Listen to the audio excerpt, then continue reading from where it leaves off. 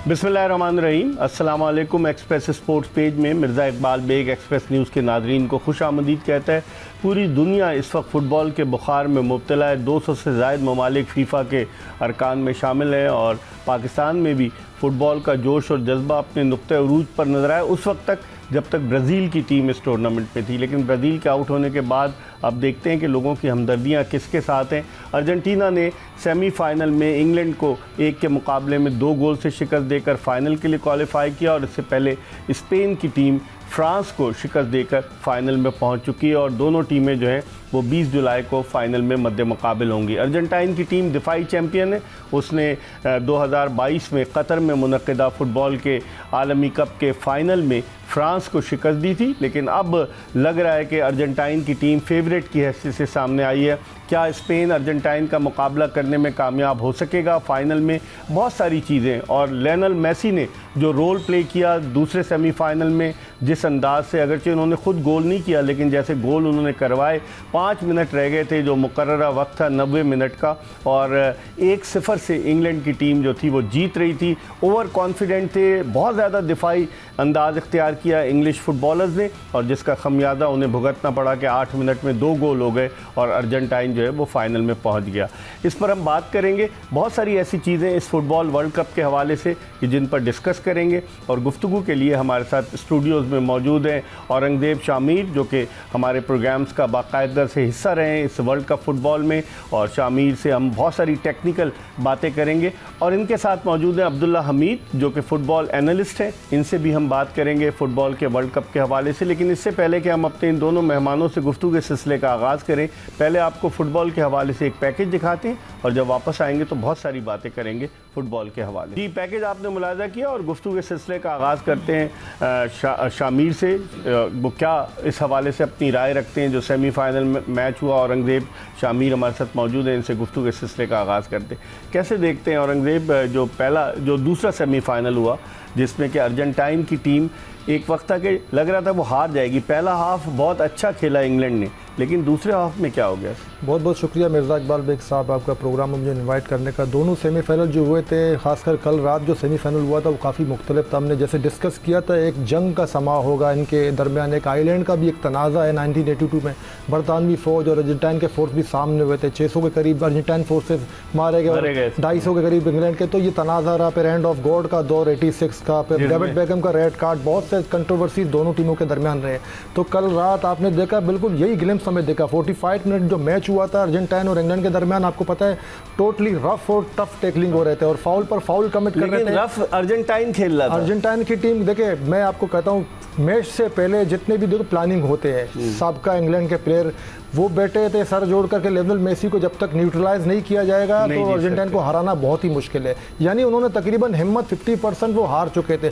और दूसरी तरफ अर्जेंटाइन की टीम की स्ट्रेटजी ये थी कि बेलिंगम और हैरी केन को न्यूट्रलाइज करें, तब जाके इंग्लैंड की टीम को ओवरकम कर सकेंगे। एक फर्स्ट हाफ में दोनों टीमों अपने फॉर्मेशन में स्ट्रेटजी में बहरहाल कामयाब हो गए, लेकिन एंटरटेनिंग गेम हमें देखने को नहीं मिला। लेकिन सेकंड हाफ में 54 मिनट में गॉर्डन ने गोल स्कोर करके इंग्लैंड की टीम को लीड दिया।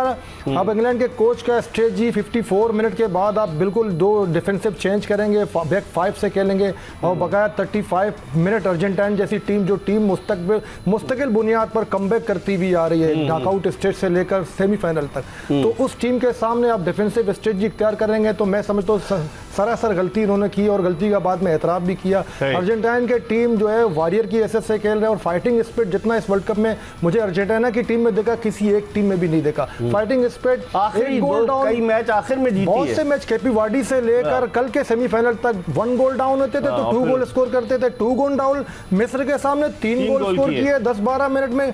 कल आपने देखा 85 मिनट में उन्होंने स्कोर किया एनजो फर्नांडिस से लॉन्ग रेंज एफर्ट, और इससे पहले उन्होंने एक एफर्ट किया जो फिंगर टिप्स के लिए गोलकीपर ने सेव किया। फर्स्ट हाफ में भी इन्होंने एक अटेम्प्ट किया। तो मतलब उनका फोकस मेसी पर था और फायदा उठाया लौतारो मार्टिनेज और एनजो फर्नांडिस ने। लियोनेल मेसी प्लेमेकर की एसेस से खेल रहे थे, राइट साइड से मूव बना रहे थे, काफी परेशान कर रहे थे। समझते हैं? अब्दुल्ला बताएं, पहला जो सेमीफाइनल हुआ उसके बारे में कैसे आप उसको असिस्ट करेंगे? स्पेन वर्सेस फ्रांस, लोग कह रहे थे कि फ्रांस की टीम स्पेन को हरा देगी, एम्बापे जैसे खिलाड़ी फ्रांस की टीम में शामिल थे, लेकिन उसके बावजूद स्पेन ने कामयाबी हासिल की। अगर दोनों टीमों का आप कंपैरिजन करें, स्पेन वर्सेस फ्रांस, तो उसमें क्या समझते हैं, कहाँ खामी थी फ्रांस की जिसकी वजह से वो सेमीफाइनल की दौड़ से बाहर हो गई? Thank you so much sir Mirza Iqbal bag, आपने इस शो में आज इन्वाइट किया। अच्छा, बात करते हैं फर्स्ट सेमीफाइनल की। फर्स्ट सेमीफाइनल में अगर कंपेयर की जाए दोनों टीमों की, तो फ्रांस की टीम इस वर्ल्ड कप की फेवरेट टीम थी as compare to Spain. But इस मैच के हवाले से अगर बात करें, जिस तरह से जो स्पेन ने ये मैच स्टार्ट लिया था, बिल्कुल ही आप कह सकते थे कि स्टार्टिंग के 10 मिनट में पता चल गया था कि स्पेन आज फुल जीतने के लिए आया है। स्टार्ट से ही लोग ये प्रेडिक्ट कर रहे थे कि शायद इस मैच में फ्रांस शायद वन साइड कर ले, जिस तरह फ्रांस ने मोरक्को को वन साइड किया था क्वार्टर फाइनल मैच में।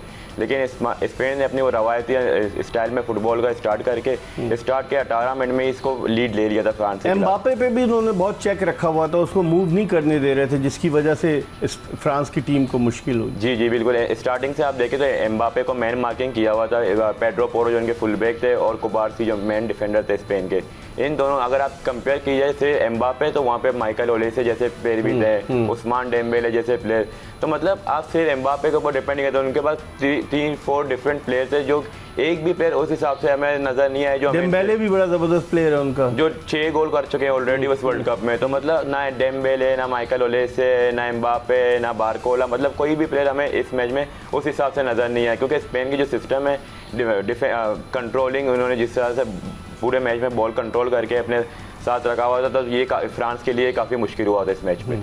कैसे देखते हैं अगर हम देखें फ्रांस जो जिस तरीके से बाहर हुआ, लास्ट ईयर का लास्ट वर्ल्ड कप का फाइनलिस्ट टीम थी फ्रांस की टीम, अब स्पेन जिसने एक मरतबा वर्ल्ड कप जीता है। आप पहले भी बात कर चुके हैं कि स्पेनिश फुटबॉल लीग से काफ़ी टॉप के क्रिकेटर सारे रियल मैड्रिड, बार्सिलोना कहाँ से खेलते हैं, तो स्पेनिश फुटबॉल लीग से जो उनको एडवांटेज मिला है, आप समझते हैं उसकी वजह से भी उनकी टीम एक मजबूत टीम के रूप के तौर पर सामने आई? ये जो तकरीबन स्पेनिश खिलाड़ी है 2020 में ओलंपिक में भी साथ खेले और क्लब में भी साथ खेलते हैं, रियल मैड्रिड, बार्सिलोना, एक दूसरे से अंडरस्टैंडिंग का लेवल इनका कोई मुख्तलिफ है। देखें, स्पेन ने फ्रांस के सामने जो स्ट्रेटजी इख्तियार की, फ्रांस का जो टोटल गेम चल रहा था माइकल ओलिसे और उनके 3 फॉरवर्ड के दरमियान चल रहा था। जो मूवमेंट बनते थे, माइकल ओलिसे चांसेस क्रिएट करता था, बॉल फीड करता था। सबसे पहले स्पेनिश साइड ने जो इनका जो सप्लाई लेन है वो ख़त्म कर दिया। सही, बिल्कुल डिस्कनेक्ट हो गए थे। माइकल ओलिसे को रोक लिया आपको पता है फ्रांस की टीम ने 90 मिनट में एक ऑन टारगेट जो कि डेम्बेले ने शॉट किया था। इसके अलावा एम्बापे ने आखिर में जब 2 गोल हो गए थे तब इंडिविजुअली एफर्ट करते हुए दिखाई दिए। इसके अलावा स्पेन की टीम ने टोटली डोमिनेट किया। और दूसरी बात देखें, स्पेन के पास भी लामिन यमाल जैसे खिलाड़ी है, लेकिन आपको पता है उसका कोई इतना वो इंडिविजुअली आप उसको क्रेडिट नहीं दे सकते इस जीत का। टोटली फॉर्मेशन पर डिपेंड है स्पेन की टीम। वो ज़्यादा इंडिविजुअल प्ले नहीं करता लामिन यमाल इंडिविजुअल डिस्प्ले करता है, तो वो कोच ने इसको पाबंद किया हुआ है कि आप डिफेंस को एंगेज रखेंगे, वहाँ से डेनियल ओल्मो जैसे खिलाड़ी, फाबियन रोइस जैसे खिलाड़ी एडवांटेज हासिल कर सकते हैं। रोड्री जो खेल रहे हैं, जो सिटी के मिडफील्डर हैं, जो प्लेयर ऑफ द ईयर भी मैनचेस्टर सिटी वाले, वो जो उसने ये गेम स्पेन की तरफ से खेला, मैं कहता हूँ क्रेडिट गोज टू रोड्री। वो डिफेंस को प्रोटेक्ट कर रहे थे और सप्लाई लाइन को उन्होंने कट किया हुआ था, और ओल्मो डेनियल ओल्मो के साथ खेल रहे थे, और लेफ्ट साइड से आपको पता है जो अटैक मूव बन रहे थे, और सारा क्रेडिट रोड्री को जाता है। स्पेन ने बिल्कुल टैक्टिकल बैटल नहीं है, हर फील्ड में मुझे बैटल नजर आ रहा था, between full back and wing, between midfielder and midfielder, between defence and forward. एक बैटल है, टैक्टिकल बैटल जो स्पेन ने विन किया है। आप कैसे देखते हैं अब फाइनल अगर अर्जेंटीना वर्सेस स्पेन? अर्जेंटीना का मोरल हाई है, जिस तरह से वो टफ बिल्कुल लगे हुए मैचेस आखिरी लम्हे पर जीते, उसको देखते हुए आप समझते हैं कि अर्जेंटीना फेवरेट है या फिर स्पेन की टीम जो है वो अपसेट कर सकती है? अच्छा, अर्जेंटीना और स्पेन की बात की जाए, स्पेन अभी तक जितने भी मैचेस जीत चुके हैं ना, वो सारे यूरोपियन टीम के सामने जीत चुके हैं। और स्पेन को इस वर्ल्ड कप में सबसे ज़्यादा टफ टाइम हुआ है ना, वो 2 टीमों ने दिया है ग्रुप के मैचों में, एक कैपे वर्डे और एक यूरुग्वे। मैंने स्टार्ट में भी सर औरंगजेब से इसी बात पे डिस्कस की थी कि स्पेन की जो वीक पॉइंट है ना, वो है अमेरिकन टीम, क्योंकि वो लोग फुल डैश फुटबॉल कहते हैं और स्पेन की फुटबॉल है सिंपल फुटबॉल।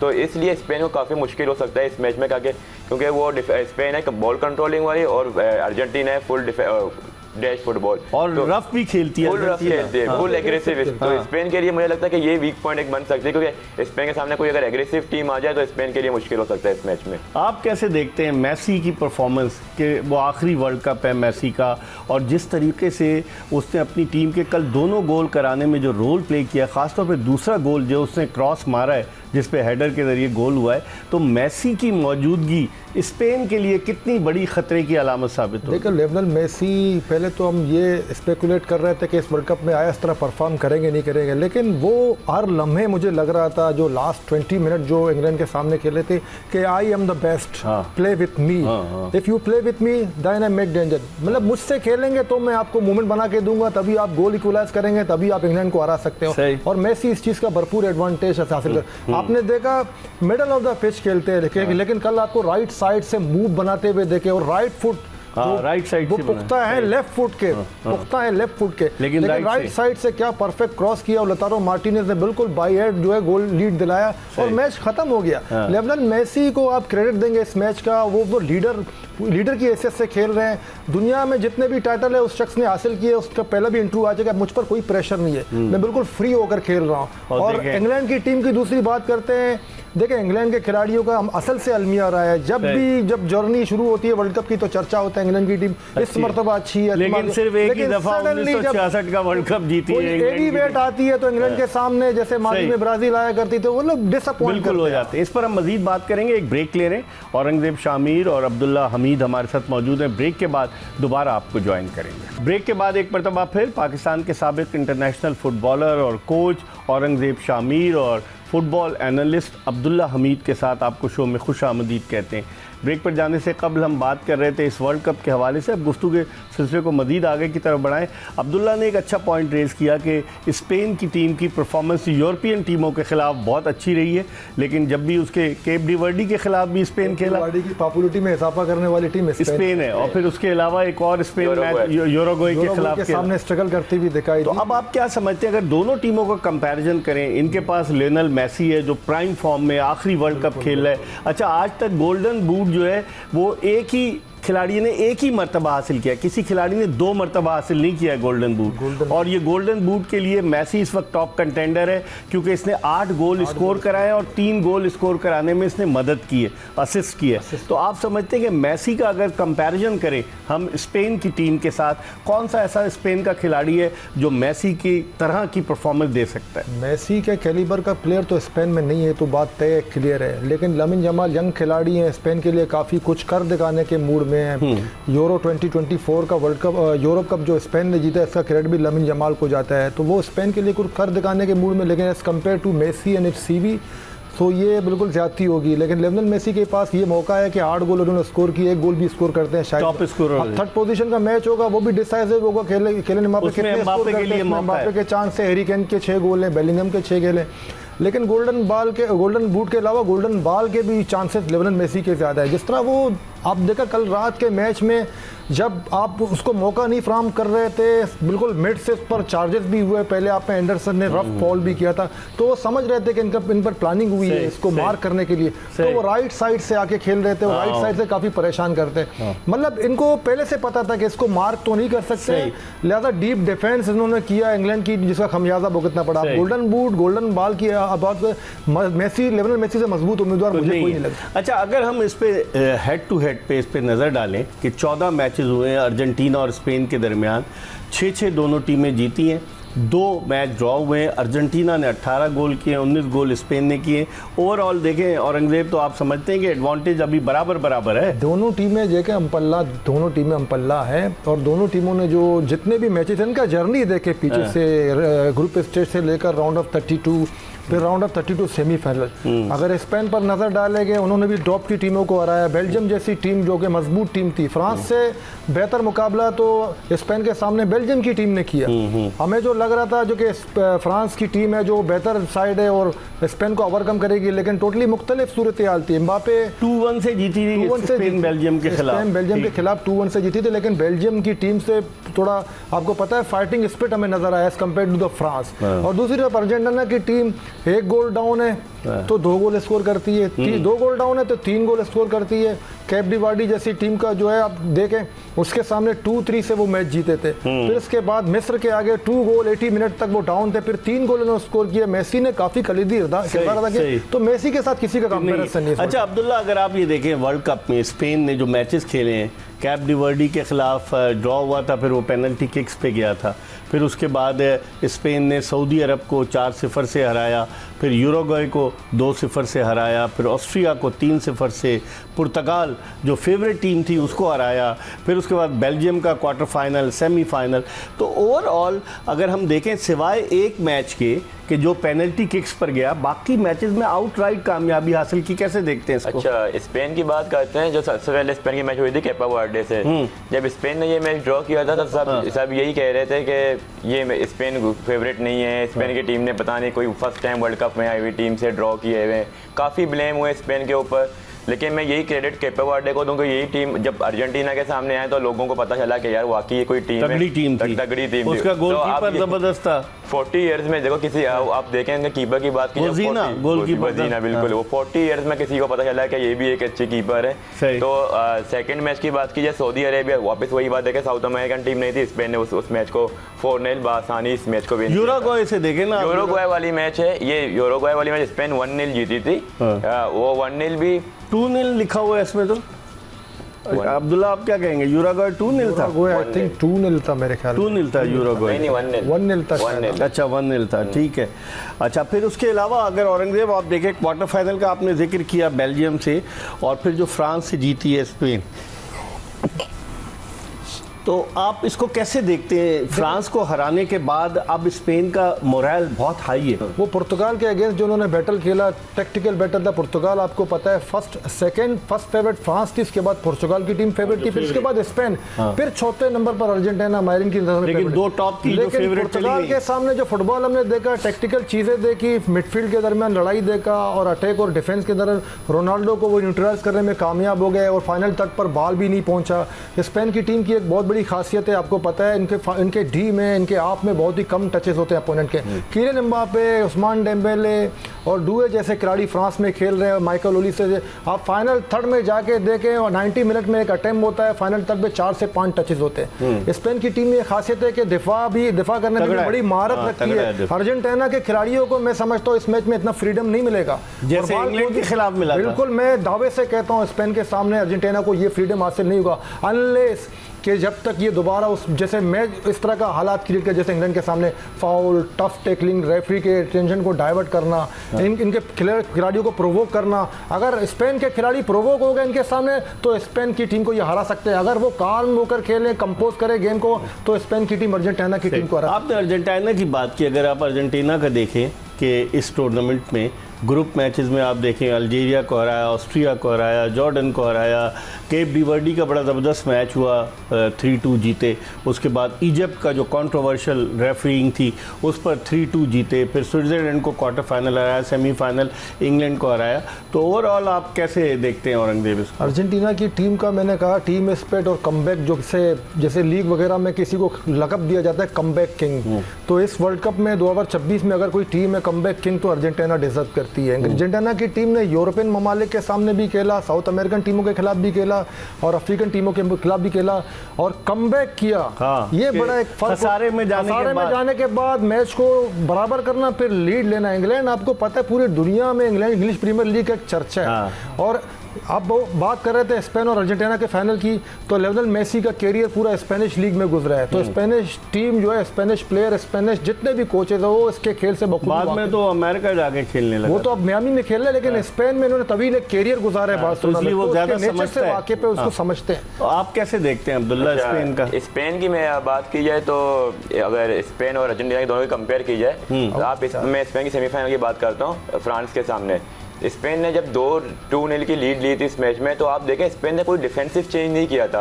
अगर देखें तो उसने अगर कोई मिडफील्डर निकाला तो उसके रिप्लेसमेंट में कोई मिडफील्डर लेके आए, कोई फॉरवर्ड निकाला उसके रिप्लेसमेंट में फॉरवर्ड लेके आए। मतलब ये था कि 90 मिनट तक अगर मैच देखें ना, तो कहीं से लग नहीं रहा था कि स्पेन कोई डिफेंसिव साइड पर जा रहा है। वो कह रहे थे मुझे तीसरा गोल भी है, जैसे इंग्लैंड एक गोल करके इंग्लैंड ने 55 मिनट में लीड लेके और इस तरह डिफेंस कर रहे थे जैसे वो लोग मैच जीत चुके हैं पहले से। तो मुझे लगता है कि इंग्लैंड की वीक पॉइंट ये था कि वो बिल्कुल डिफेंसिव है। स्पेन का नहीं होगा, स्पेन के मुझे मुझे नहीं लगता कि इस तरह से कोई वीक पॉइंट। इस पर हम मजीद बात करेंगे। वक्त हो गया प्रोग्राम में एक ब्रेक का। ब्रेक के बाद औरंगजेब शामिर और अब्दुल्ला हमीद के साथ दोबारा आपको ज्वाइन करेंगे। Stay tune to Express News. के बाद एक मरतबा फिर पाकिस्तान के इंटरनेशनल फुटबॉलर औरंगजेब शामिर और फुटबॉल एनालिस्ट अब्दुल्ला हमीद के साथ आपको शो में खुशामदीद कहते हैं। हम बात कर रहे हैं वर्ल्ड कप फुटबॉल के हवाले से। अर्जेंटाइन की टीम के हवाले से हमने बात की कि ग्रुप मैचेस और फिर उसके बाद क्वार्टर फाइनल और सेमीफाइनल में अर्जेंटाइन की कारकर्दगी रही। इस वक्त तो क्रिकेट के फुटबॉल के माहिरीन और नाक़दीन अर्जेंटीना को फेवरेट करार दे रहे हैं अगेंस्ट स्पेन। आप क्या समझते हैं, वाकई में अर्जेंटीना फेवरेट है? देखिए, अर्जेंटीना की टीम को अगर स्पेन के साथ मवाजना करते हैं तो मैं समझता हूँ जो एक जारियाना अंदाज़ है, हर वक्त जारियाना अंदाज़ भी नहीं होता है, लेकिन स्पेन की टीम ने जो कमबैक किया है वर्ल्ड कप में, एक चैंपियन की हैसियत से, एक मतलब हेवी वेट की हैसियत से वो पुर्तगाल के सामने किया, फिर उसको कंटिन्यू किया, बेल्जियम के सामने कंटिन्यू किया, फिर अब स्पेन की टीम का असल में सिस्टम सारा जो कोच है डीला फुंटो, जो कोच है जो 2020 के भी कोच ओलंपिक में रह चुके हैं, ये सेम स्क्वाड है जो अंडर 19 में इनके पास है।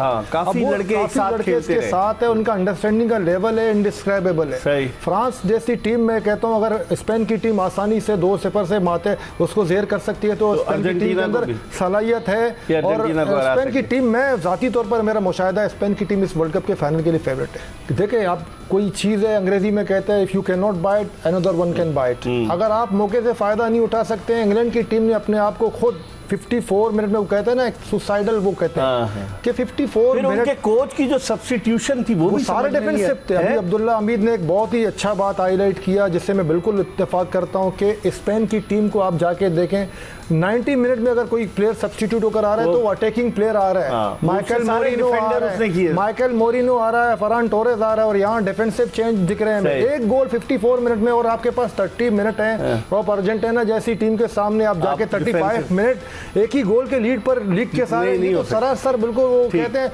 सख्त तनकीद का निशाना इनको बनाया थॉमस टुचेल को। हालांकि अच्छे कोचेस है लेकिन प्रेशर हैंडल नहीं कर पाए। वो जर्मन कोच है, प्रेशर हैंडल नहीं कर पाए। इनका सीवी है क्लब फुटबॉल का, बोरुसिया डॉर्टमुंड और चेल्सी में कोचिंग कर चुके हैं, अच्छे कोच है, लेकिन क्लब सीवी है इनका। नेशनल टीम की अगर इनके स्पेनिश टीम कोच के साथ मवाजना करते हैं तो इनका सीवी स्ट्रॉन्ग है। अब्दुल्ला, गोरे बड़े कॉन्फिडेंट थे कि अगर इंग्लैंड की टीम 1966 में वर्ल्ड कप जीती थी, एक ही वर्ल्ड कप जीती, उसके बाद से नहीं जीती, तो बड़े कॉन्फिडेंट थे कि जिस तरह से इंग्लैंड की परफॉर्मेंस रही है इंग्लैंड सेमीफाइनल जीत सकता है। कहाँ खामी कहाँ नजर आई आप? अच्छा, इंग्लैंड की बात की जाए ना, इंग्लैंड 2000 से ही फेवरेट है जहाँ तक मुझे लग रहा है। जब भी इंग्लैंड उस टाइम से अगर देखें, वाइन रोनी जैसे प्लेयर, माइकल ओवन जैसे, डेविड बेकहम जैसे प्लेयर इनके पास थे। मतलब आप इंग्लैंड की कोई भी वर्ल्ड कप में अगर पीछे जाके देखेंगे ना तो इंग्लैंड फेवरेट ही है। माइकल ओवन जैसे, रोनी जैसे, डिफेंडर में फर्डिनैंड, इतने बड़े बड़े नाम थे। मतलब उस टाइम भी लोग यही कहते थे कि इंग्लैंड फेवरेट, जो वर्ल्ड कप स्टार्ट होता है लोग कहते हैं इंग्लैंड फेवरेट है। और अगर कल की मैच की बात की जाए, कल तो मतलब मैं कहता हूँ सिंपल कोच की गलती थी, ब्लंडर की वजह से मैच है इंग्लैंड के।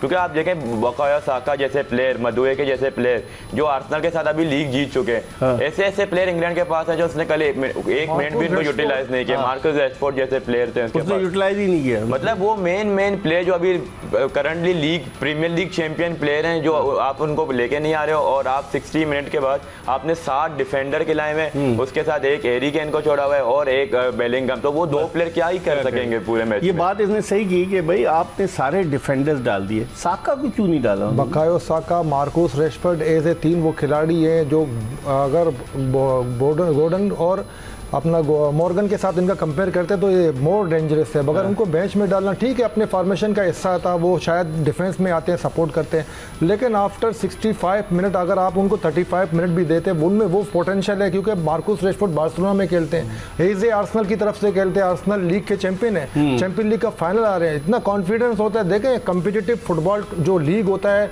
अगर प्लेयर उसमें परफॉर्म कर रहा है, उसका सालाना जो कैलेंडर देखेंगे उसमें अच्छी कारकिर्दी का मुजाहरा है, तो वो प्लेयर डिजर्व करता है फर्स्ट 11। अगर फर्स्ट 11 डिजर्व नहीं करता तो सेकंड आप उसको जरूर देना चाहिए। इंग्लैंड की टीम के कोच ने बहुत सी गलती की है, अगर वो रेशफोर्ड और बकायो साका के साथ सेकंड हाफ में जाते, मैं कहता हूं अर्जेंटीना के खिलाफ स्कोर भी कर चुके होते हैं। लेकिन डिफेंसिव स्ट्रेटजी आपने माइंडसेट बना दिया है कि मैं इतना प्रेशर, मैं कह रहा हूं इतना प्रेशर मैंने देखा। मैं बिफोर मैच हमने कई ऐसे खिलाड़ियों को सुनते हुए देखा कि मैंने कहा कि मेसी और अर्जेंटीना से इतना प्रेशर ले, मुझे नहीं लगता इंग्लैंड की टीम अर्जेंटीना को जीतेगी। इस पर हम मजीद बात करेंगे। वक्त हो गया प्रोग्राम के आखिरी ब्रेक का। ब्रेक के बाद अपने दोनों मेहमानों के साथ दोबारा आपको ज्वाइन करेंगे, कहीं जाएगा नहीं। Stay tune to Express News. Programme के आखिरी ब्रेक के बाद पाकिस्तान के साबिक इंटरनेशनल फुटबॉलर औरंगजेब शामिर और फुटबॉल एनालिस्ट अब्दुल्ला हमीद के साथ आपको शो में एक मरतबा फिर खुशामदीद कहते हैं। हम बात कर रहे हैं आलमी कप फुटबॉल टूर्नामेंट के हवाले से, टीमों के हवाले से हमने बात की। अब थोड़ी सी रेफरिंग के हवाले से बात करते हैं। पिछले मैच में जो दूसरा सेमीफाइनल था या पहला सेमीफाइनल था, उसमें कोई इतनी कंट्रोवर्सी देखने को नहीं मिली रेफरिंग के। आप समझते हैं कि फीफा पे जो तनकीद हो रही है रेफरीशिप पर, एक रेफरी को तो बिल्कुल ही ख़त्म कर दिया गया, जिसने एक मिस्र वाले मैच के रेफरी को, जो फ्रांसीसी रेफरी था, उसको तो बिल्कुल आउट कर दिया उन्होंने। कोई मैच उसको किसी लीग में नहीं मिलेगा, फीफा की जानिब से कहा गया है। तो आप कैसे देखते हैं रेफरिंग? मैंने आपके प्रोग्राम में उस वक्त भी आपने ये सवाल मुझसे किया था, मैंने कहा फीफा बिल्कुल सोल्यूशन निकालती है, मसाइल का हल तलाश करती है कि कहाँ गलतियाँ हुई। इतना कंट्रोवर्सीज, इतने एलिगेशन फीफा और उसकी बॉडी पर लगाए गए हैं, तो अब कोई ऑप्शन नहीं रह जाता कि फेवरेटिज्म नज़र आ रहा है और मेसी को क्लियर जो है रास्ता दिखाया जा रहा है कि वर्ल्ड कप के फाइनल, ताकि टिकट प्राइस डबल हो जाएंगे। अर्जेंटीना का फैन फॉलोइंग दुनिया में वजह है बिकॉज ज़्यादा बिकॉज लियोनेल मेसी। कल के रेफरी की बात करते हैं, अमेरिकन रेफरी थे, वो बिल्कुल उनका वो टेम्परामेंट था बिल्कुल मैच के मुताबिक था, वो प्रेशर में नहीं आ रहे थे, कूल था। मैं आपको बता सकता हूँ कल कुछ ऐसे भी फाउल हुए थे कि येलो कार्ड की नोयत के थे, लेकिन उन्होंने येलो कार्ड इशू नहीं किया क्योंकि दूसरे टीम पर अपील करेंगे। कल के पूरे मैच में दोनों टीमों को एक एक येलो कार्ड मिले थे। इससे पहले अल सल्वाडोर के रेफरी कर रहे थे स्पेन और अपना फ्रांस के सामने, फ्रांस के मैच में उन्होंने भी काफी काल्म और मतलब फीफा को पता चला है कि रेफरी पे बहुत बातें हो रही है। ये वो स्टेज होता है ना सेमीफाइनल फाइनल, यहाँ काफी मैच्योर रेफरी जिसका सीवी आपको पता है, बड़े मैचेस जिसने खिलाए हैं, जो टेम्परामेंट, बिल्कुल टेम्परामेंट टेस्ट होता है इनका, फिजिकल टेस्ट होता है इनका, डॉप टेस्ट होता है इनका, सब कुछ होता है, तब जाके इनका नाम अनाउंस होता है कि ये इस मैच में ये फैसला करेंगे।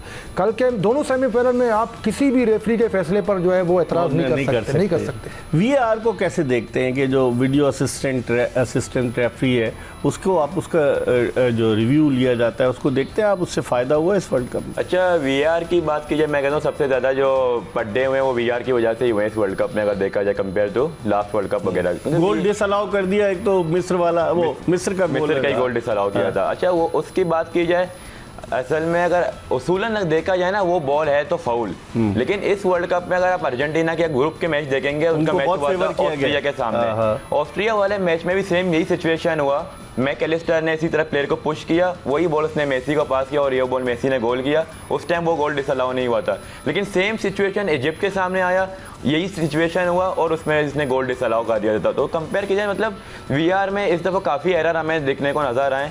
बहुत सारे मैचों में, स्पेन के मैच में देखा गया था, क्रोएशिया वाले मैच में देखा गया, जिस तरह वो लास्ट मिनट में जो क्रोएशिया ने स्कोर किया था पोर्चुगल के सामने, लेकिन बाद में पता चला कि वो सेंसर की वजह से वो बॉल टच हुआ था एयर पे, इसी वजह से गोल डिसअलाउ हुआ था। सेंसर की बात कर रहे हैं, जो इलेक्ट्रॉनिक सेंसर लगाया गया है फुटबॉल में, पिछले वर्ल्ड कप में भी था 2022 के जो कतर में हुआ था, इससे आप क्या समझते हैं कि इससे फ़ायदा हो रहा है? फुटबॉल की रेफरिंग का मयार बेहतर हो रहा है? कंट्रोवर्सी से बचा जा रहा है? जो फुटबॉल में जो चिप लगाई जा रही है इलेक्ट्रॉनिक सेंसर की, एक 4 पार्ट्स हैं फुटबॉल के, एक पार्ट में चिप लगा रहे हैं और 3 पार्ट्स को बैलेंस कर रहे हैं ताकि ये ना हो कि एक तरफ से हैवी हो जाए। तो आप इसको कैसे देखते? सेंसर लगाने से ये फ़ायदा होता है, देखें मैंने आपको जैसे 2-3 मरतबा मैंने मेंशन किया फ्रैंक लैम्पार्ड का वो गोल जो गोल लाइन क्रॉस कर चुकी होती है, लेकिन बाद में हाईलाइट देखने के बाद पता चला रिप्ले के बाद गोल थी। उसके बाद गोल लाइन टेक्नोलॉजी मुतारिफ करवाया कि आपके रेफरी के हाथ में वॉच होता है तो बाकायदा अलार्म लगता है, उसमें गोल लिखा हुआ आता है, तो रेफरी को जब गोल लिखा हुआ आता है अलार्म में, तो गोल रेफरी डायरेक्ट जो है गोल को अलाउड करता है।